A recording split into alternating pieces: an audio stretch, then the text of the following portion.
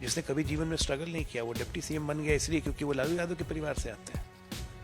एक जातिवादी राजनीति के प्रतीक होके आप जननायक बन जाएंगे। बिहार में चुनावी हवा जो है अब चरम पर है। सभी राजनीतिक दल जो है अपनी चुनावी रणनीति बनाने में, प्रचार प्रसार में जुटे हुए हैं।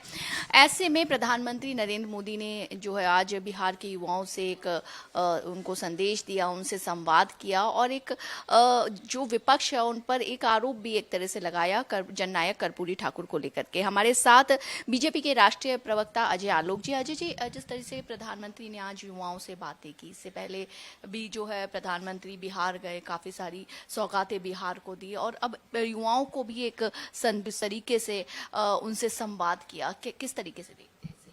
देखिए, बिहार की 14 करोड़ जनता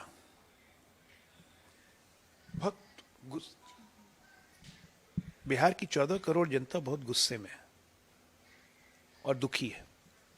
जननायक का जो तगमा है वो कर्पूरी साहब को मिला था एक लंबे संघर्ष के बाद, क्योंकि वो जनता के बीच में अपनी पूरी जिंदगी उन्होंने खपा दी। कभी अपना एक पक्का मकान तक नहीं बना पाए। मुख्यमंत्री रहते हुए टूटी हुई एम्बेसडर से चलते थे।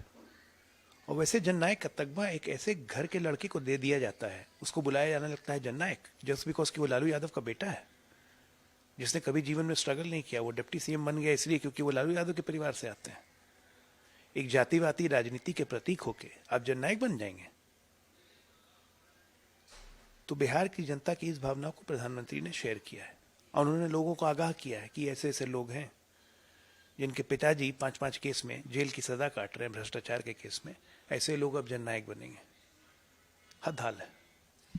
अगर देखा जाए तो बिहार में तेज प्रताप ने भी नई पार्टी बनाई, प्रशांत किशोर भी हैं, अब ओवैसी भी जो है वो भी उठे हुए हैं काफ़ी। तो ऐसे में क्या ये पार्टियां कितना चैलेंज है वहाँ पर एनडीए के लिए खास तौर? ऐसी कोई चैलेंज नहीं है एनडीए के लिए। हर चुनाव में फफूंदी समझती हैं, मशरूम अंग्रेजी में कहते हैं, इस तरह से मशरूम उगते हैं, चुनाव के बाद गायब हो जाते हैं। एनडीए के लिए कोई चैलेंज नहीं है। हमारा एक चैलेंज अपने आप से, हमने अपने आप को एक लक्ष्य दिया है कि 2025 एनडीए 225, हम उस लक्ष्य के लिए लगे हुए हैं।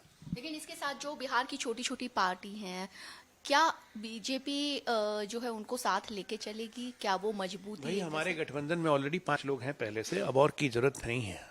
हम 5 काफी हैं। 5 उंगली बंद होगा, मुक्का पड़ेगा।